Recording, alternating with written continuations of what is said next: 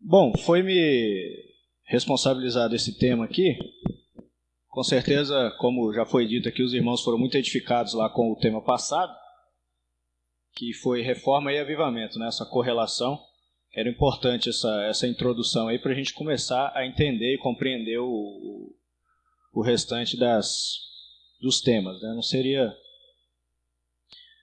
Não seria muito compreensível, eu acho, né, se a gente começasse de vez sem fazer essa correlação, já que o tema é esse, né, reforma e avivamento.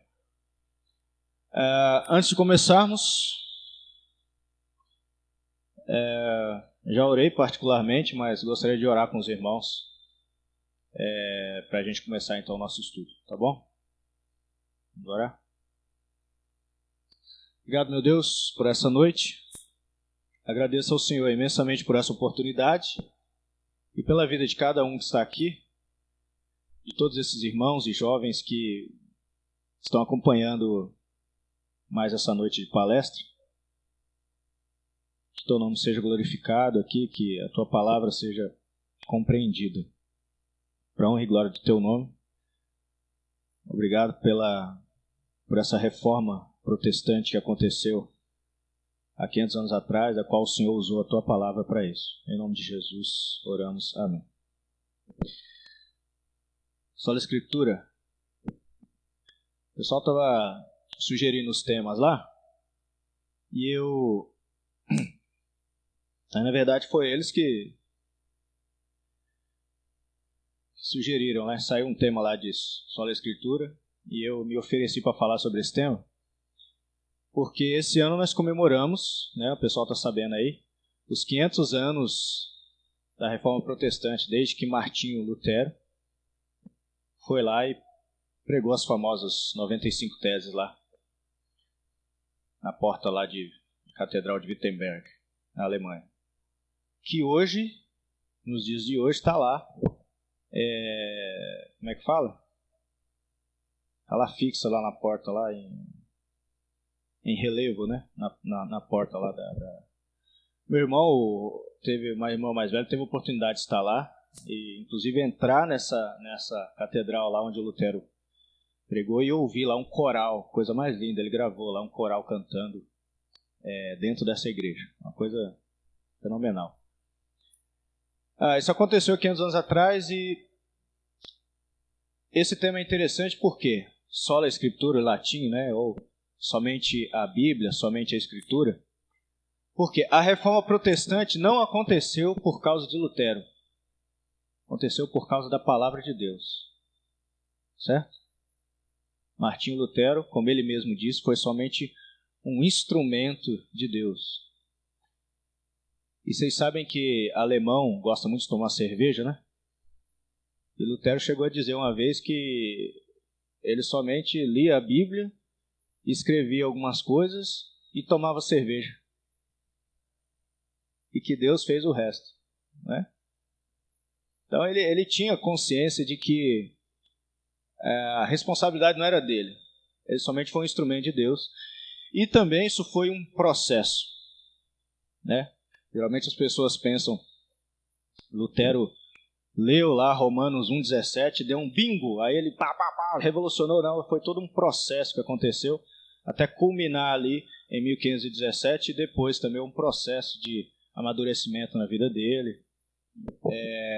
Mas tudo isso ocorreu por meio da palavra de Deus. Eu queria começar citando uma frase de Michael Wharton. Quem conhece Michael Wharton, já leu alguma coisa dele? Batista, né? Batista, Michael Wharton. Não, se eu não me engano é Batista. Dá uma conferida aí, se eu não me engano é Batista. Mas Batista é bom. Ele diz uma frase interessante. Ele fala assim, olha, o cristianismo é uma religião de palavras. É uma religião do livro. Certo? Então, nós temos como base a Bíblia. Nós surgimos por causa da palavra de Deus. Não foi por causa de um homem. Isso é interessante dizer. Porque muitas religiões por aí surgiram ou tiveram o seu início por causa de um cara que se levantou e falou assim: agora eu vou montar uma religião para mim aqui, papai. Começou. O cristianismo em si, a religião reformada ou o princípio protestante culmina da palavra de Deus, do livro, da Bíblia, somente. Interessante essa frase aqui de Wharton. Quando nós falamos de palavra de Deus, nós temos que entender o contrário, que é o perigo de um evangelho sem Bíblia. A gente estava comentando no carro para cá, vindo e comentando algumas coisas complicadas que acontecem com aquelas igrejas ou pessoas que se dizem evangélicas, mas que não têm a palavra de Deus como regra de fé e prática. Os absurdos que acontecem por aí, basta você ligar a sua TV para você ver o que acontece por falta de base bíblica. Eu cresci num ambiente presbiteriano, isso não me faz melhor do que ninguém, mas eu percebi o quanto é importante e o quanto é grandioso e valoroso para uma criança, para um filho de cristão, crescer em um ambiente onde desde pequenininho já se ensina a palavra de Deus. Isso é fundamental, isso é um amadurecimento muito mais rápido a criança que nasce nesse ambiente, né? Infelizmente tem crianças hoje que chegam num culto e elas praticamente não entendem nada do que está acontecendo ali. Então a gente tem que perceber que nós somos a religião do livro, não de vários livros, mas do livro, da Bíblia Sagrada, e nós temos raízes nisso aí. E é por isso, e é sobre essa igreja aí que Jesus falou assim, que as portas do inferno não prevalecerão. Sobre essa igreja, a igreja fundamentada na palavra de Deus. Jesus não está falando assim, as portas do inferno não prevalecerão contra qualquer igreja, ou qualquer placa de igreja, não. As portas do inferno não vão prevalecer ou não vão predominar sobre a igreja de Jesus Cristo, aquela que é fundamentada, firmada na sua palavra, firmada em Cristo. Essa é inabalável. Essa não morre de forma alguma. A raiz é muito forte, né? Nós temos que entender também que esse termo de somente a Escritura, ele não foi um termo inventado na Reforma Protestante. Certo? Ou depois. Vocês conhecem os 5 solas lá, né? Sola Escritura, Sola Gratia, Sola Fide, Sola Deo Gloria e Solus Christus. Certo? Esses termos, todos abrangem a palavra de Deus, mas o Sola Escritura ele não foi inventado nesse período. Ele foi somente salientado, ou ele foi somente relembrado. A Bíblia não diz, digamos assim, nessa expressão exatamente somente a Escritura, mas a Bíblia está recheada de expressões que dizem para a gente que é somente a Bíblia, e somente a Bíblia é a nossa regra de fé e de prática. Quer ver? Isso começa lá na lei. Alguém lê para mim aí, quem tiver uma voz forte e poderosa aí? Deuteronômio 4:2. Alguém de São Joaquim leia Deuteronômio 4:2 e alguém de Orlândia leia Deuteronômio 12:32. Nada acrescentareis à palavra que vos mando, nem diminuireis dela, para que guardeis os mandamentos do Senhor, vosso Deus, e que eu vos mando. Nada acrescente e nada tire. O que é isso? Só a Escritura. Deuteronômio 12:32. Tudo que eu te ordeno observarás, nada acrescentarás, nem diminuirás. Não acrescente nem diminua. Está escrito em Deuteronômio, que é o último livro ali do que nós conhecemos como Pentateuco, os 5 livros. É como se fosse a conclusão ali, ó. Deus está dizendo para Moisés, ó, não acrescente nem tire. É isso aqui que eu estou dizendo. Lá quando Josué está entrando ali, na terra prometida para liderar o povo, o que Deus fala para ele? Medite nesse livro aqui, ó. Nesse livro. Esse livro que foi inspirado por Deus, ou seja, Deus usou homens para escrever, Deus usou homens para utilizar a pena ali, mas foi Deus que inspirou diretamente aqueles homens para escreverem essa palavra, e é por isso que nós temos como palavra de Deus e não palavra de homens. E é por isso que ela funciona, e é por isso que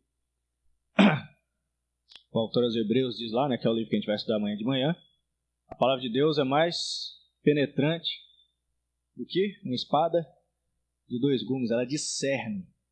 Assim como Deus discerne os pensamentos e as atitudes do coração, a palavra de Deus faz a mesma coisa. Porque ela é de Deus, ela não é do homem. Certo?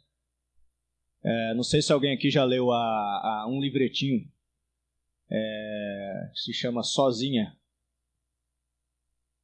Um pastor presbiteriano brasileiro escreveu, esqueci o nome dele agora. Lembra o nome dele? Esqueci o nome dele. Sozinha. Um livretinho. Você lê em 30 minutos, você lê. E é interessante que esse livretinho se chama Sozinha, porque ele conta como a Bíblia fez missão sozinha. Você sabia disso? Olha o poder da palavra de Deus. Pedaços, fragmentos da Bíblia, páginas da Bíblia foram encontradas quando os primeiros missionários chegaram no Brasil, e vocês sabem que o contexto do Brasil lá, da década de 50, era um contexto rural. Né? Ou há mais de 100 anos atrás era um contexto rural. A maioria das pessoas moravam na roça. E como pessoas encontravam por meio de missionários que vieram para cá, colportores, né? Sabem o que é colportores? Eles vinham e deixavam, às vezes, Bíblia, um fragmento da Bíblia, pessoas que encontravam páginas da Bíblia e liam e eram confrontados e eram convertidos por meio da leitura, somente. É por isso que você entende que esse livro é tão perigoso e se tornou tão perigoso na Reforma Protestante, por isso que a Igreja Católica, especificamente, que a gente vai colocar aqui, lutou tanto contra colocar esse livro na mão de todo mundo. Tá? Foi Lutero que, inclusive eu não ia falar disso aqui, mas foi Lutero que traduziu a Bíblia do grego para o alemão, ou seja, para a língua vernácula do povo. Foi o que o João Ferreira de Almeida fez aqui no Brasil, né? O português, traduziu a Bíblia para o português. Lutero traduziu a Bíblia e ficou lá no castelo, exilado, traduzindo a Bíblia para a língua vernácula do povo, para todo mundo ler. A Reforma Protestante causou o alfabetismo do povo por meio da palavra de Deus. A palavra de Deus foi utilizada também no início aqui do presbiterianismo aqui no Brasil para alfabetizar. Você sabia disso? A escola dominical, há muitos anos atrás, a escola dominical era usada como escola para alfabetização de crianças. Era aula para alfabetizar crianças por meio da Bíblia. Aprendiam a ler por meio da Bíblia. Olha a importância, né, desse livro sagrado que nós temos em mãos hoje. E muitas vezes a gente despreza, né? Deixa lá na sua casa segunda-feira, ou no domingo à noite quando você chega no culto, e volta a pegar no domingo de manhã ou no sábado quando você vem para a igreja, né? Então, bom, mas a pergunta que eu queria fazer para vocês, para a gente desenvolver nossos argumentos aqui tudo bem, somente a Escritura. Você sabe que é somente a Escritura como cristão, mas o que isso tem de relevância para nossas vidas? O que significa? O que esse termo diz para a gente hoje? Qual a importância disso para a gente hoje? Você sabe que é somente a Escritura que serve, somente a Escritura que é válida, que nenhum outro livro além da Escritura é autoritativo. A gente faz isso, inclusive, quando a gente vai ser recebido como membro, né? Aqui em São Joaquim, com certeza, faz isso também. Você fala, você crê na Bíblia como única regra de fé e prática, não fala isso? e qualquer doutrina fora dela é prejudicial, né? A pessoa diz sim, aí a gente recebe ele. A gente sabe disso, mas o que isso significa para a gente hoje? Eu separei aqui quatro importâncias desse termo sola escritura para a gente hoje. Pode ter mais, com certeza deve ter muito mais aí, mas eu separei 4 aqui para conversar com os irmãos. O primeiro, sola escritura é um termo autoritativo. O que eu quero dizer com isso? Alguém leia lá para a gente 1 Coríntios 4:6. 1 Coríntios 4:6. E outra pessoa deixa aberta aí em Apocalipse 22. Heitor lê Apocalipse 22, 18 e 19. E alguém lê 1 Coríntios 4:6. Essas coisas, irmãos, apliquei figuradamente a mim mesmo e à volta da nossa causa, para que o nosso exemplo apregais isto. Não ultrapasseis o que está escrito, a fim de que ninguém se ensoberbeça a favor de detrimento de outro. Não ultrapasseis o que está escrito. Se você ler o contexto anterior, aí Paulo está falando do bom dispenseiro na palavra de Deus. E ele já está orientando. Não ultrapasseis o que está escrito. É o que está escrito. E aí eu retorno à frase de um professor famoso meu, que eu nunca o esquecerei, professor de seminário. Acho que nem o Francisco teve a oportunidade de ter aula com esse mestre, o Adi Salum, na qual eu tenho... Ele não lembra de mim, que ele já está caduquinho, né, coitado? Ele já está bem velhinho, pastor com 50 anos de ministério, você imagina. Eu nem comecei, ele já tem 50. E ele dizia assim, na verdade ele estava repetindo Calvino, né? Mas em outras palavras. Ele dizia assim, quando a Bíblia fala, eu falo. Quando a Bíblia se cala, eu me calo. É isso. O problema é quando você tenta ultrapassar ou tirar. Para o seu bel prazer, né? E o que diz Apocalipse 22? Eu testifico a todos aqueles que ouvir as palavras da profecia deste livro. Se alguém lhes acrescentar alguma coisa, Deus lhe acrescentará as pragas que estão escritas neste livro. E se alguém tirar qualquer coisa das palavras do livro desta profecia, Deus lhe tirará sua parte da árvore da vida e da cidade santa, que estão descritas neste livro. Uma coisa interessante. Paulo está se despedindo dos presbíteros lá de Éfeso. Vai ler isso lá em Atos 20. Ele diz assim, lembre-se de que eu nunca deixei de manifestar a vocês todo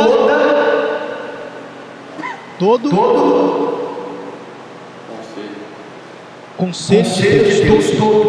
O que ele quer dizer isso? Que ele não tirou e nem acrescentou.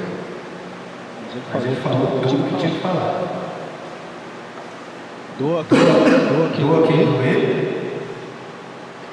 É a palavra de Deus. Não nos deixei. E aí o apelo de Apocalipse aqui, o último livro da Bíblia, é que quem tirar o que está escrito será retido também. Quem acrescentar será acrescentado maldição. Certo? Então cuidado com a Bíblia com nota de rodapé acrescentando bobagem. Um monte de Bíblia com nota de rodapé, Bíblia do fulano, Bíblia do ciclano. Tem até uma Bíblia que eu fiquei sabendo que ela é junto com os versículos bíblicos. O cara acrescenta, mas não rodapé, mas acrescenta junto. Assim. Como é que chama essa Bíblia aí? Vou dar uma lesta para o pessoal aqui. Foi alguém que me falou dessa Bíblia? É um herege. Ele escreve assim junto com o versículo. A palavra dele tem a mesma autoridade. Então cuidado com os acréscimos. Certo? Agora, nós temos que entender que só a Escritura é um termo na Reforma Protestante que é um apelo especificamente à Igreja Católica Romana. Só a Escritura não é um apelo sutil. Ah, legal, mas só a Bíblia. Não. É um apelo, um retorno à palavra de Deus contra a igreja dominante da época, que era a Igreja Católica Romana. E nós sabemos, se alguém não sabe, vai saber, que a Igreja Católica Romana ela não tem somente a Bíblia como autoridade. Tem? Alguém sabe outra coisa que a igreja tem como autoridade? Não, Roberto, você não. Deixa eu falar.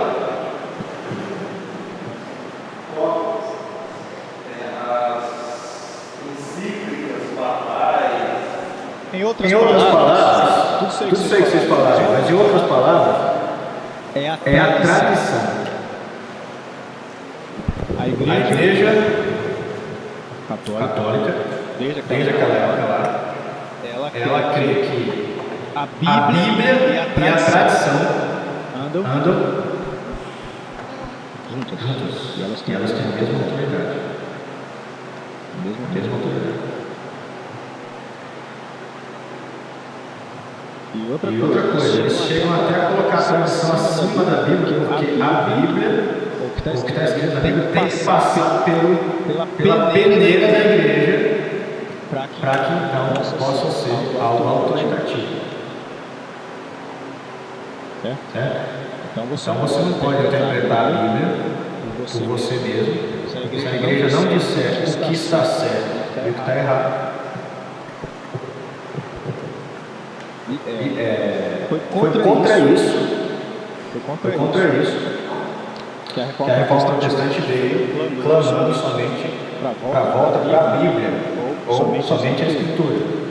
Não tem tradição, ou nenhum homem, ou nenhuma tradição, ou nenhuma igreja é acima do que a palavra de Deus diz. Certo?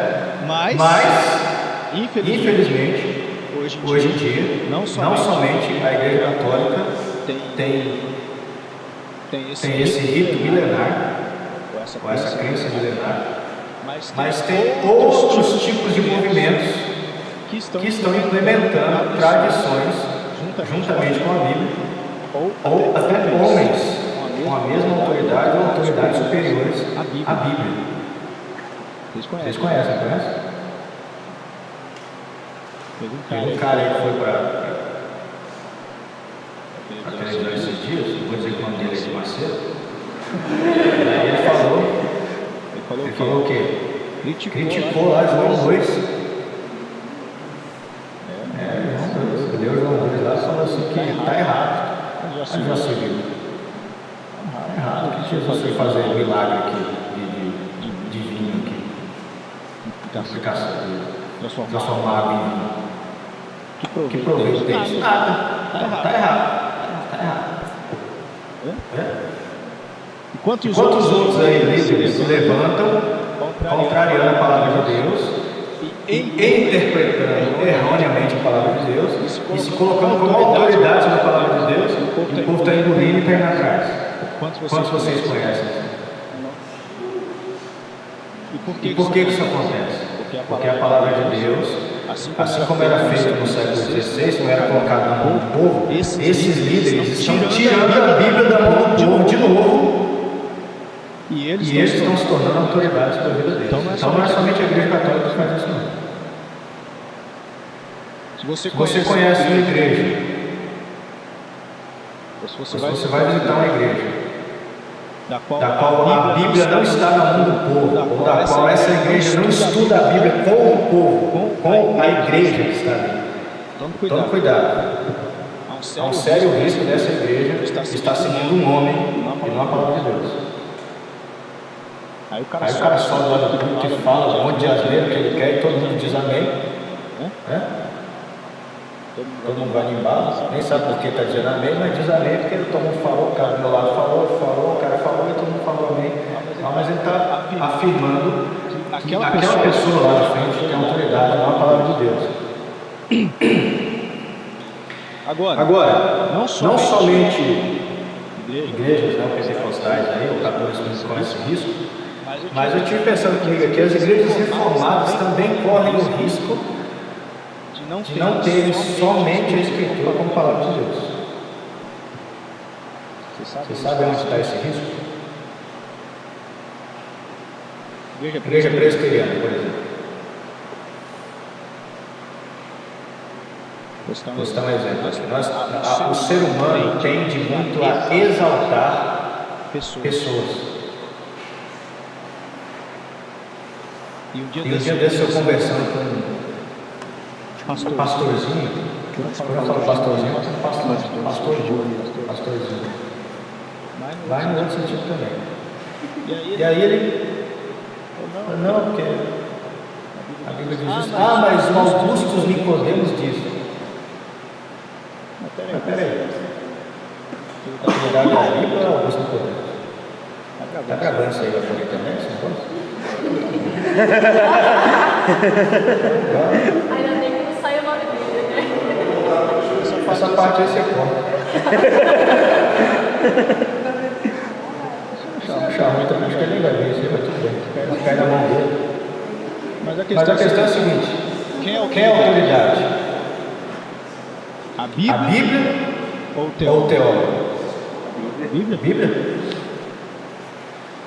Lógico que a gente não deve desprezar aquelas pessoas que Deus deu o dom de mestria, aquelas pessoas que Deus deu um dom de pastorado, de interpretação. Tem pessoas com essa capacidade. E não estou aqui tirando mérito também na Augusto Nicodemos, que bate um teólogo aí.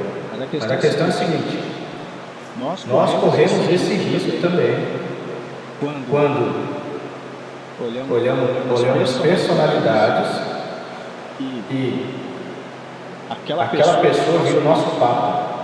Porque o Papa na Igreja Católica ele fala e acabou. Não é? E aí por isso que a Bíblia elogia aqueles irmãos de Bereia.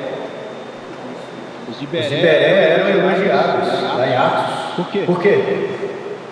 Porque eles conferiam. Apóstolo Paulo estava falando, hein? Não era qualquer um, era Apóstolo Paulo. E os caras iam lá na Bíblia. É por isso que é bom sermão expositivo. Você pega o texto e vai expondo.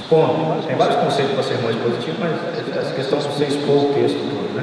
Você usar um período ali e expor o texto. Porque o irmão, você fala assim, versículo tal, acompanha aí comigo. O cara vai acompanhando, dizendo ali, está escrito ali. Né? Bereano, acompanhando ali, dizendo e vendo o que está escrito. Consultando a palavra dele. Então, cuidado com esse risco, que a gente corre esse risco também. Entendendo que um dos nossos símbolos de fé. Vocês estão bons. Quais são os nossos símbolos de fé? Pessoal de São Joaquim. Fala para fora. Catecismo maior, catecismo breve. Catecismo maior é a Confissão de Fé de Westminster. A Confissão de Fé de Westminster no seu primeiro capítulo lá, né, sobre a Escritura. E eles colocam lá que a autoridade para interpretar a Escritura não é uma pessoa, é a própria Escritura. Certo? Nós temos que entender que esse conceito de somente a Escritura está implantado nos nossos símbolos de fé, que nós temos essa tradição também, certo?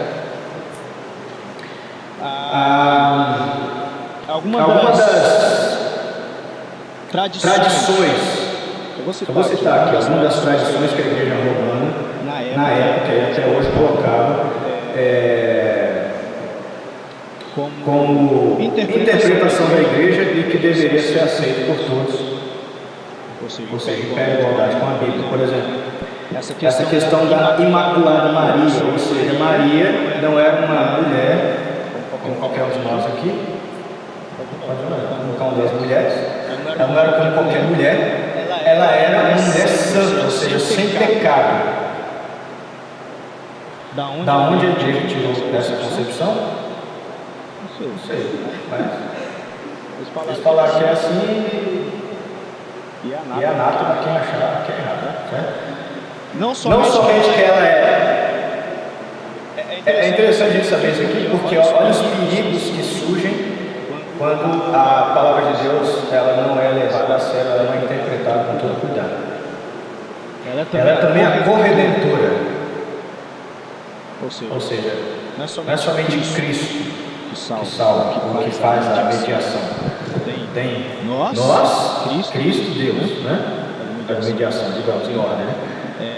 Mas para eles tem nós aqui, Maria, que é um pouco mais próximo da gente, assim, aí Jesus, e aí Deus. Então tem uma imagem, né, que eles usam assim, o Pai, o Filho, o Espírito Santo, uma pombinha, e Jesus sentado aos pés de Maria. Olha só que coisa, Jesus está lá aos pés de Maria, sentado lá. A missa, alguém já foi católico? Você sabe o que significa missa? Tá vendo? Mas ela não é uma exceção. A maioria dos católicos não sabe o que significa missa. Por que você acha, por exemplo? Não é isso, se for claro. Por que você acha, por exemplo? Por que você acha que na missa... eu nunca fui numa missa, nunca participei. A gente sabe de teoria, né? Mas por exemplo, na missa, o padre ou a missa, eles não dão a Bíblia para os fiéis. O que eles dão? Eles dão um folhetinho que é a liturgia pronta já. Então você tem que repetir o que está ali. Por que isso? Não pôr a Bíblia na mão do povo. Já pensou?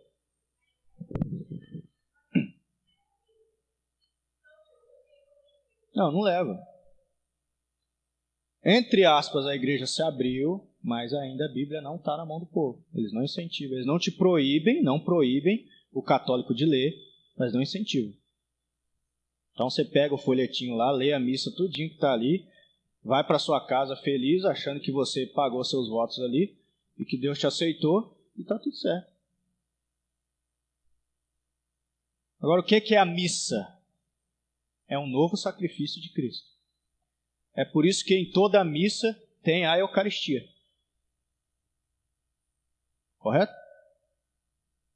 Não é igual o presbiteriano que a gente faz a ceia uma vez, 2 vezes por mês. Mas toda a missa tem a Eucaristia, porque aquilo ali é o ressacrifício de Cristo.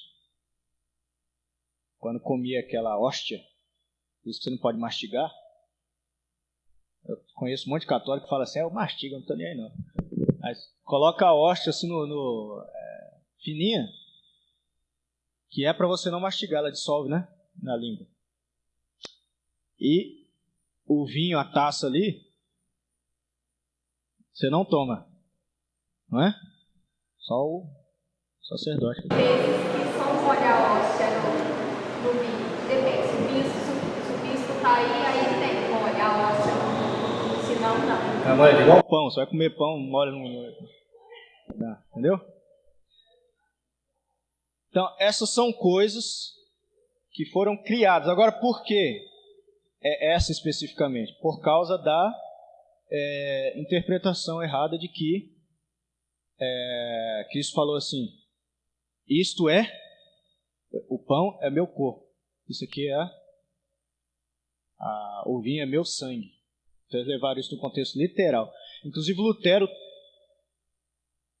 deu uma melhoradinha nesse conceito de missa aí, mas ainda ficou fraquinho.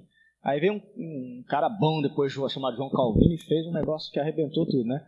Mas Lutero ainda ele mudou o termo para uma tal de consubstanciação, que era assim, não, ele não vira literalmente, o pão não vira literalmente o corpo, nem o vinho vira literalmente o sangue, mas ele contém a substância de alguma forma transformada, assim, tal. Então, Lutero deu uma picadinha de fumo nesse sentido aí, mas esses são alguns conceitos, né? Isso é tão forte na Igreja Católica que um cara chamado João Eck escreveu assim, um católico, né? Diz assim, as Escrituras não são autênticas a não ser pela autoridade da Igreja. E o Papa Pio IX disse assim, eu estou lascado com essa gravação. O Papa Pio IX disse assim, olha o que eu quero falar, eu sou a tradição. Olha lá, eu sou a tradição. Agora, Uma outra observação aqui, antes da gente passar para o próximo ponto, é que a igreja evangélica também não tem tradições. O que vocês acham? Num sentido pejorativo ou num sentido bom? O que vocês acham? A tradição em si? A tradição, em qualquer situação, vem de uma história, né? Tudo isso que aconteceu com a Igreja Católica, houve um porquê, que era o dominar a população, ou até conseguir o dinheiro para a construção, né? No caso, das outras igrejas, é complicado afirmar que a tradição é ruim ou ela é boa. Qual a diferença? A igreja de Cristo, ou as igrejas reformadas, protestantes, nós somos católicos também, vocês sabiam, né? Católicos, apostólicos, cristãos. A Igreja Católica Romana se diz Católica Apostólica Romana. Só que ela é católica, tira o apostólica, romana. Por quê? Nós também viemos uma tradição. Que tradição é essa? Apostólica. Certo? Nós nos formamos uma tradição dos apóstolos. No entanto, os apóstolos tinham como autoridade a palavra de Deus e essa tradição foi sendo passada. A diferença é que a Igreja Católica, especificamente, no decorrer do tempo, ela foi acrescentando ou tirando, que a Bíblia diz que é condenável, mas a tradição apostólica foi sendo mantida ou seguida e lutando de todas as formas para que essa tradição fosse mantida como somente a Escritura mesmo. Vocês não sabem quanto sangue foi derramado para a gente manter esse termo em pé, somente a Escritura. Parece fácil para a gente dizer hoje, somente a Escritura, todo mundo sabe disso. Mas muito sangue foi derramado por pessoas para manterem essa tradição firme. Somente a Escritura. E nada mais. Somente a Escritura. Apóstolos morreram por causa disso. Reforma no século XVI. Muitos foram perseguidos e mortos por causa disso também. Somente a Escritura. E Lutero só não foi morto porque Deus foi bondoso com ele, separou alguns príncipes lá para defender ele, porque senão teria tido o mesmo destino. Mas só alguns textos aqui, para mostrar um pouco dessa nossa tradição. Alguém leia aí João 13, 20. Leia aí rapidinho, tá, pra gente. João 13, 20. E alguém Efésios 2, 20. Em verdade vos digo, quem recebe aquele que eu enviar, a mim me recebe, e quem me recebe, recebe aquele que me enviou. Leia Efésios 2, 20 aí pra gente. Edificado sobre o fundamento dos apóstolos e profetas, sendo ele mesmo, Cristo Jesus, a pedra angular. Muito bem. Vamos para aqui primeiro texto, que Jesus fala assim, ó. Quem recebe aquele que me enviou, a mim me recebe. Jesus está falando isso para quem? Os apóstolos. Está enviando os apóstolos, está dizendo assim, ó, quem receber vocês, recebe a mim. Correto? Então, Jesus está autorizando uma tradição apostólica, e Jesus, como o primeiro apóstolo, vocês sabem que Jesus é o primeiro apóstolo, né? Que ele foi enviado por Deus, e ele agora está enviando outros apóstolos, né? Ele está dizendo, ó, quem receber vocês, a mim me recebe. Então, Jesus está autorizando essa tradição apostólica. No texto de Efésios 2:20, Paulo diz assim que a igreja é fundamentada sobre os apóstolos. E é como se ele estivesse mostrando ali uma construção, né, da qual a pedra principal é Cristo, e fundamentada acima dela estão os apóstolos, e aí vai prosseguindo, e a igreja de Cristo crescendo. Certo? Então nós estamos fundamentados sobre uma tradição, mas uma tradição que manteve o princípio de sola Escritura. E aí, para encerrar esse primeiro ponto nosso, uma frase de Sproul. Quem conhece o Sproul? Esse é presbiteriano. Está doentinho, coitado, está mal, né?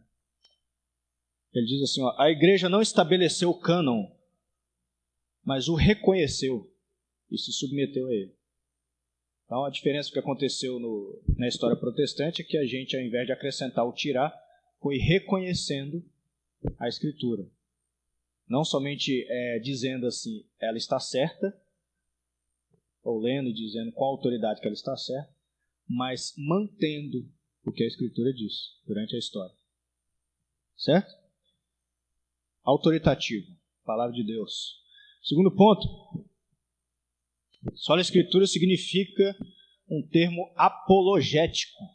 Apologia, defesa. Somente a Escritura. E é somente por meio dela que você pode defender a sua fé. E ela te dá diversos argumentos para que você defenda a sua fé. Não precisa sair da Escritura para ser um apologeta. É dentro dela que você consegue ser um. Certo? Não precisa usar argumentos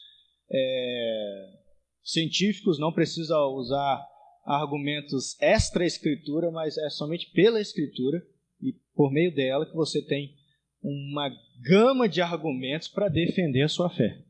Não precisa se envergonhar da palavra de Deus, no sentido de, ou quando for necessário, defender a sua fé. Por que você é cristão? Por que você crê nisso? A palavra de Deus te dá todos os argumentos para isso. Por exemplo, nós vemos Jesus lá na tentação, em Mateus, sendo tentado pelo diabo. O que Jesus usa para combater o diabo? A Bíblia.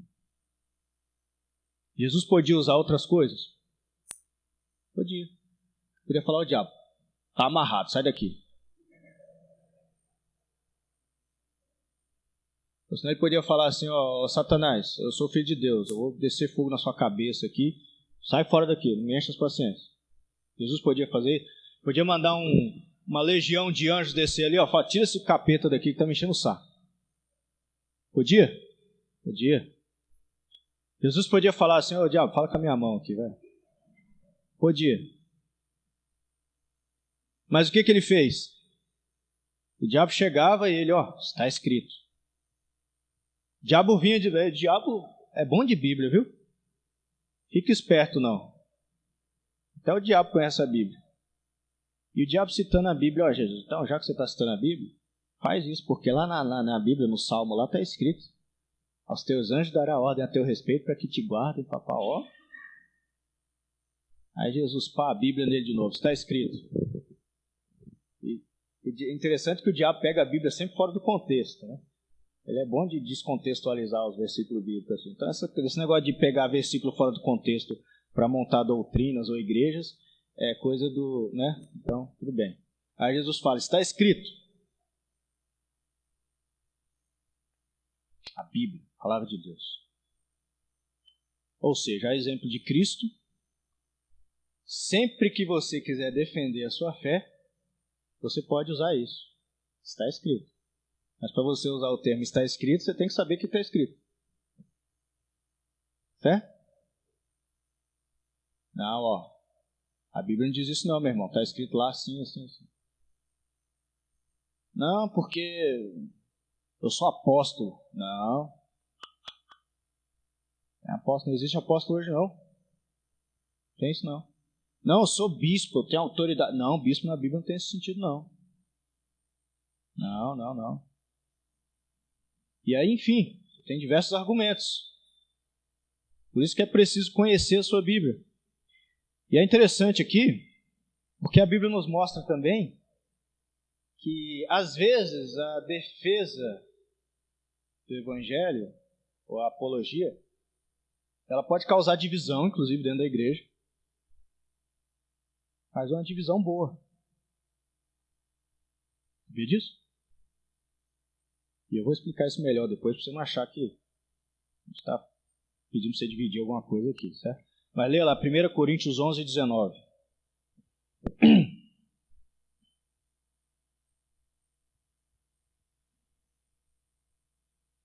1 Coríntios 11, 19. Porque até mesmo importa que haja partidos entre vós, para que também os aprovados se tornem conhecidos em vosso meio. Pois é. Até importa que haja partidos Paulo está falando aqui da igreja de Corinto, que havia muitos partidos entre eles ali. É aqueles grupinhos que surgem dentro da igreja ali, que só serve para atrapalhar, né? Mas aqui Paulo está falando num sentido positivo. Está falando assim, ó, às vezes importa que haja partidos quando é para que a palavra de Deus seja defendida. Mas não partidos por meio de pessoas, que havia, eu sou de Apolo, eu sou de Paulo, eu sou de Cristo. Aí Paulo está falando, não, isso aí não, mas que haja partidos entre vocês para que haja aprovação também. Por isso que Paulo fala nesse sentido de aprovado, é aquele mesmo sentido que ele fala para Timóteo, para que vocês sejam um obreiro aprovado, né? Alguém que tem firmeza na fé, alguém que demonstra uma vida de firmeza na palavra de Deus. Às vezes importa, e às vezes isso surge dentro da igreja, e se surge de forma saudável, de forma que a palavra de Deus venha a ser exaltada, e não que pessoas venham a ser exaltadas, ou não que partidos venham a fomentar a igreja, mas que isso surja como uma aprovação. Pessoas, às vezes, mais maduras espiritualmente, podem estar apoiando ou ensinando outras pessoas nesse sentido. Às vezes surge isso.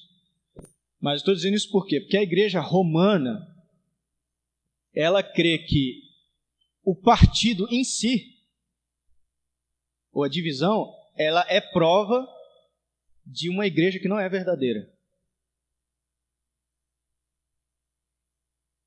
Por exemplo, um católico bom, ele vai falar para você assim, católico bom, que conhece, tá? Ele vai falar assim, a igreja verdadeira é a romana, porque nós nos mantemos unidos e fiéis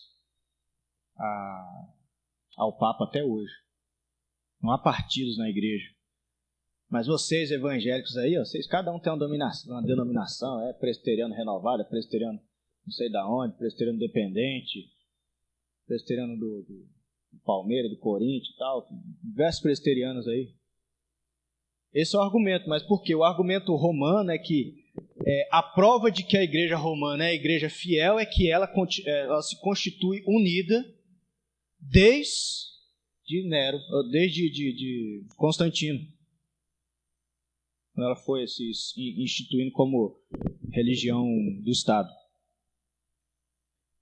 Agora, isso é só uma falácia quando nós vemos que quando surgem partidos onde a palavra de Deus está sendo defendida, Paulo mostra isso como saudável.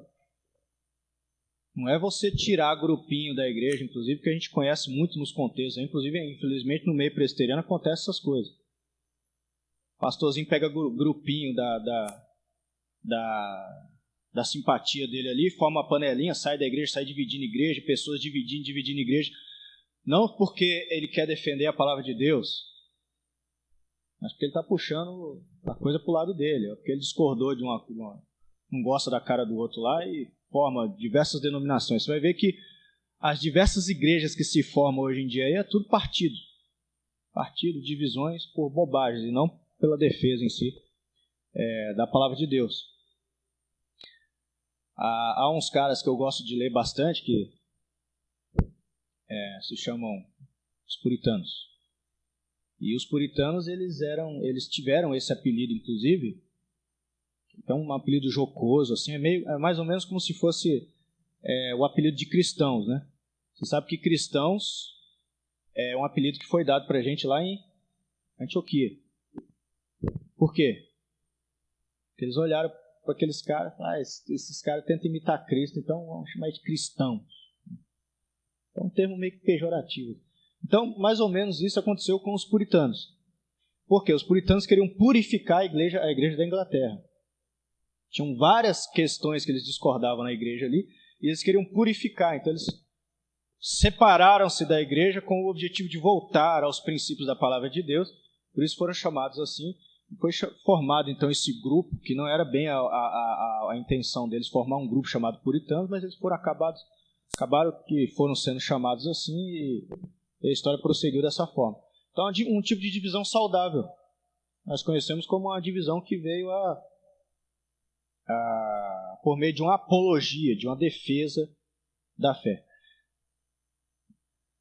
Eu vou terminar aqui, depois eu vejo se vocês têm dúvida, tá bom? O próximo, sola escritura, significa também infalibilidade, ou seja, a escritura é infalível. A Igreja Católica Romana, desde aquela época, ela acredita que a infalibilidade não inclui somente a Bíblia é infalível, mas a Igreja é infalível também. Vocês sabem o que significa o termo ex cátedra? Isso não acontece muito hoje em dia, né? Mas é aquela palavra do Papa. O que o Papa fala, acabou. Falou, o mundo parou.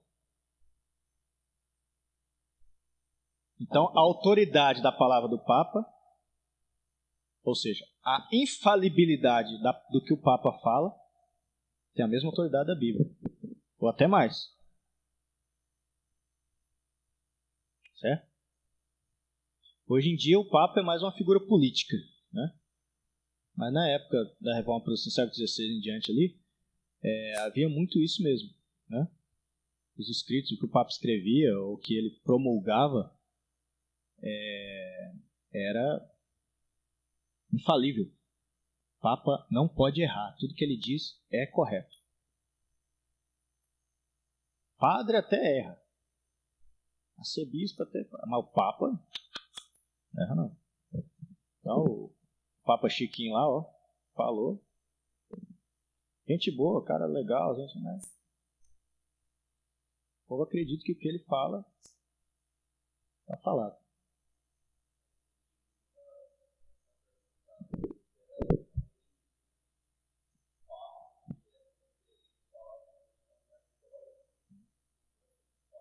Exatamente. Tem até um Papa que eu esqueci o nome dele. Esqueci o nome desse Papa. Que não somente ele, mas alguns papas condenaram essa própria visão da igreja que tinha, como que o que ele falava era infalível. Alguns até amaldiçoaram essa visão, falando, não, isso não existe. Isso é contrário ao que a palavra de Deus diz. Tinha uns papas crentes, cara. Uns papas crentes. No caso, quando eles falam lá que fulano de tal virou santo, não seria essa ex-papa aí? Não, mas aí não é o Papa que institui, é a igreja, né? Quem institui o cara, ó, você vai ser beato, você vai ser beatizado. E é interessante que o cara só é beatizado quando ele é morto, né? Enquanto ele está vivo não serve, ele tem que morrer. Pode morrer. A canonização, eu acho que precisa da aprovação do Papa. Canonizar. Eu não sei, esse termo aí. A beatificação passa por todo um processo, né? Você tem que ver o histórico daquela pessoa, quantos milagres ela tem, papá, deixa eu ver assim, ó, tem 4, 5, 6. Legal, tá. Então, tá lá, São Pedro, São Paulo, tudo santo, né? São Paulo é santo mesmo, é verdade.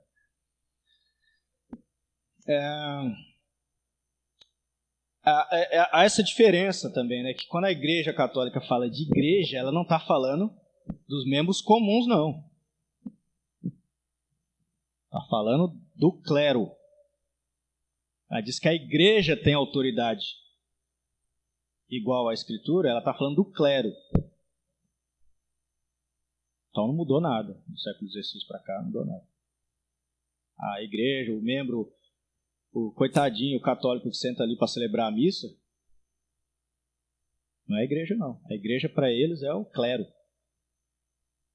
Certo? Se perguntar para sua avó católica, quem tem avó católica?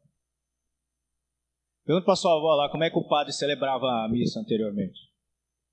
Era de costa. E falando em latim. Aí era fácil de entender, né? Certo? O protestantismo, a diferença, né? Que a Igreja Católica, desde aquela época, inclui não somente a Bíblia, mas a Igreja como infalível. Mas o protestantismo limita essa infalibilidade às Escrituras somente.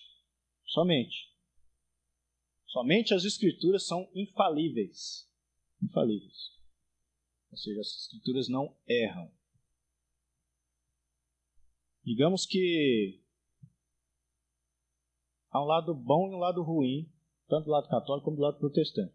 Porque se eu digo que somente as Escrituras são infalíveis, eu tenho que lembrar da pessoa que lê.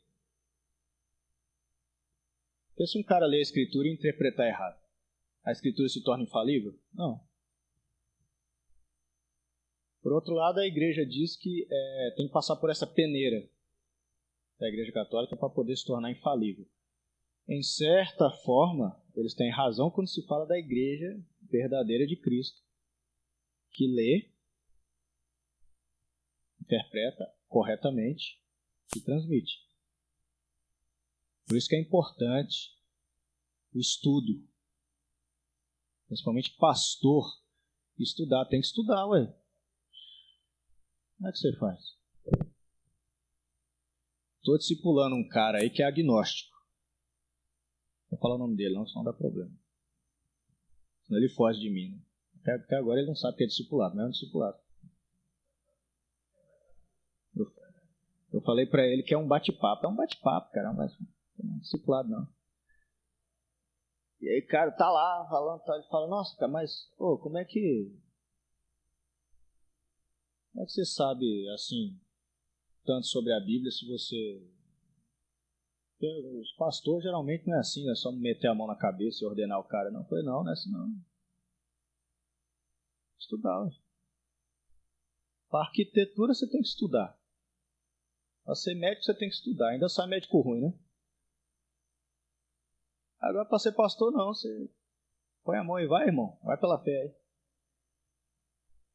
Aí, como é que faz?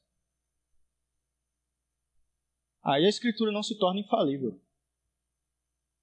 E a gente tem que fazer isso aqui, ó. Para estudar a Bíblia, para poder ensinar a igreja. Por isso que a gente passou lá 4 anos ralando no SPS, lá o melhor seminário do mundo, ralando lá. Ó, para chegar aqui ordenado e passar para vocês de forma fiel, né? A palavra de Deus. Então, digamos que o presbiteriano tem outras denominações também que fazem isso, né? Tem que valorizar seu pastor, porque o cara estudou para te passar aí, ó, né? E tá te incentivando a estudar também, certo? E por fim, a sola Escritura tem a ver com estilo de vida. Não é somente saber, mas viver. Sola Escritura, tá legal, um princípio. Nós temos que somente a Escritura como regra de fé, tal. Mas se você não pratica esse princípio, sola Escritura se torna morto na sua vida. Sola Escritura só é real na tua vida e você só acredita de fato nesse conceito se você vive. Voltando a falar novamente aí dos puritanos, outros caras que alguns dizem que eram radicais porque eles levavam todos os aspectos da vida, absolutamente todos que você imaginar, passava pelo crivo da Bíblia. Tudo é para a glória de Deus. Uai, não é esse o princípio bíblico? Não é isso que Paulo diz? Ora, quer comais, quer bebais, quer façais qualquer outra coisa, seja tudo. Ou seja, a gente... É legal falar sola Escritura, né? E tem uns caras dando uns conceitos legais de sola Escritura aí pela internet. Eu não gosto muito de seguir esses caras teólogos de internet, não, porque eu não sei a vida dele. Curtindo coisa de internet, esses caras, esses blogueiros de internet, eu não sei qual a vida daquele cara. Eu não sei se... né? Eu não sei, eu estou julgando, mas eu não sei o cara. Eu vou seguir um cara que eu não... Às vezes curto lá umas coisinhas lá e tal, mas... Só a Escritura é vida. É vida. Você tem que viver. Senão você não acredita. Não é somente você ler e praticar, é um estilo de vida. Os reformadores, assim como João Calvino, criam que A palavra de Deus não era somente a última palavra, mas uma norma de conduta. Uma norma de conduta. E isso é um princípio bíblico. Por exemplo, os 2 últimos textos que a gente vai ler aqui, né? Leia aí, Rogério, leia alta aí. Deuteronômio 32, 46 e 47. E a Larissa. 2 Timóteo 3,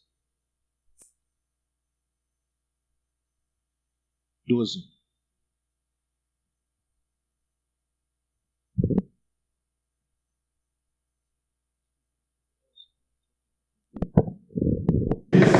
Aplicai o coração a todas as palavras que hoje testificam entre vós, para que ordeneis a vossos filhos que cuidem de cumprir todas as palavras desta lei.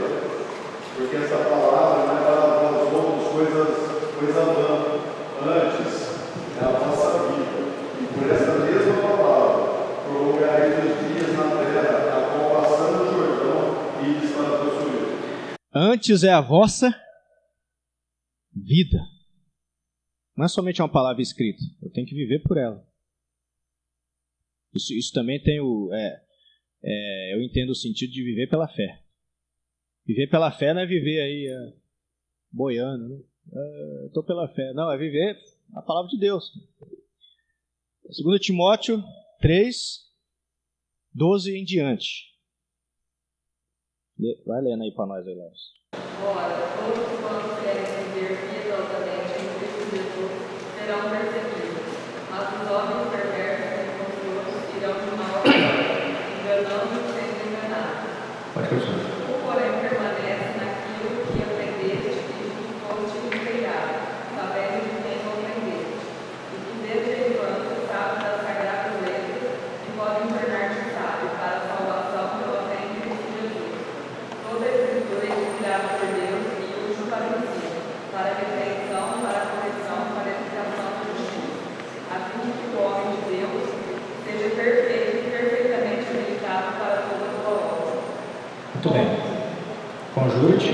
Conjuro-te perante Deus e Cristo Jesus, que há de julgar vivos e mortos, pela sua manifestação e pelo seu reino. Prega a palavra, insta, quer seja por tudo, quer não. Corrige, repreende, exorta com toda a autoridade e doutrina. Pois haverá tempo em que não suportarão essa doutrina. Pelo contrário, cercarão-se de mestres, segundo as suas próprias doutrinas, como que sentindo coceiras nos ouvidos.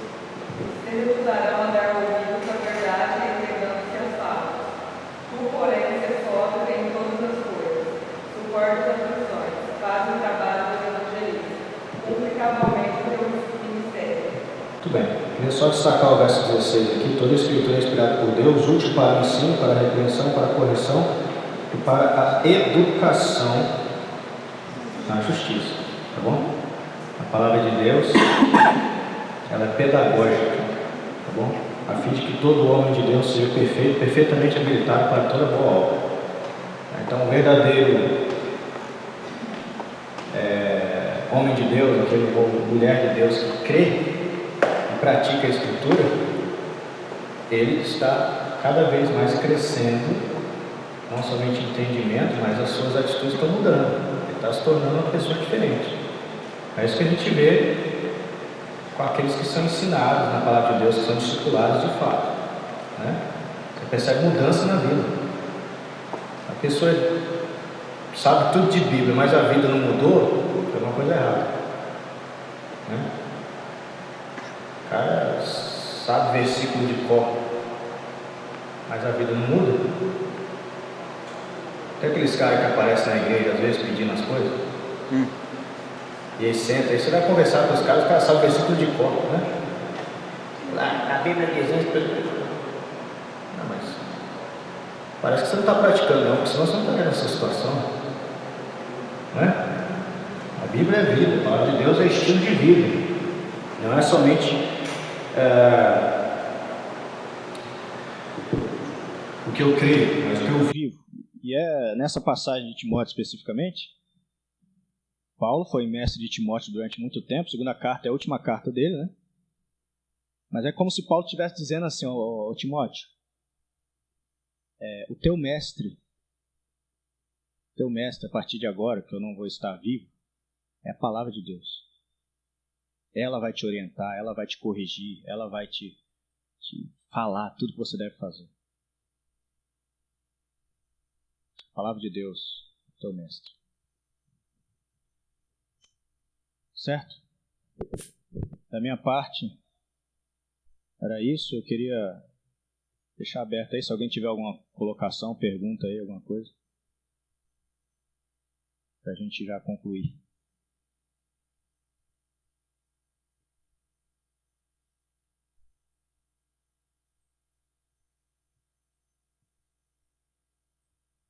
Não? Ou entenderam tudo ou não entenderam nada, né? Fala, Vado. Ah, tá bom então. Tá tudo certo então? Tá certo. Então vocês estão igual a Orlândia também, que eu acabo de falar as coisas lá, tem alguma dúvida? Todo mundo fica calado também, dá uma agonia, uma aflição. Tudo bem. Então tá passado aí, os irmãos. Deus abençoe a todos e valorizem, né? Essa palavra aí que Deus colocou nas mãos de vocês aí, tá bom? Leiam a Bíblia. Quanto vocês puderem. Esclareça, tire dúvidas, tá? Eu costumo dizer, né, quando vai falar para jovens, que tem uma corrente aí, achando que jovem são somente uma plateia de desinformados, de pessoas,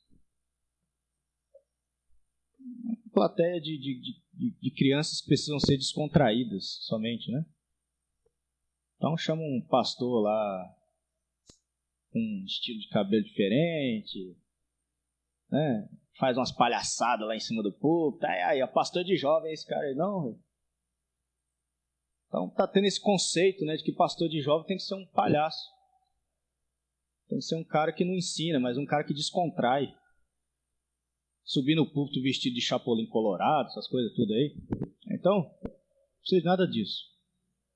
O que o jovem precisa de fato é aprender a palavra de Deus. O jovem aprende química, aprende física, aprende português, aprende tudo. Por que não aprende a palavra de Deus, né? Esse conceito é errado. Então tá bom. Deus abençoe a todos vocês.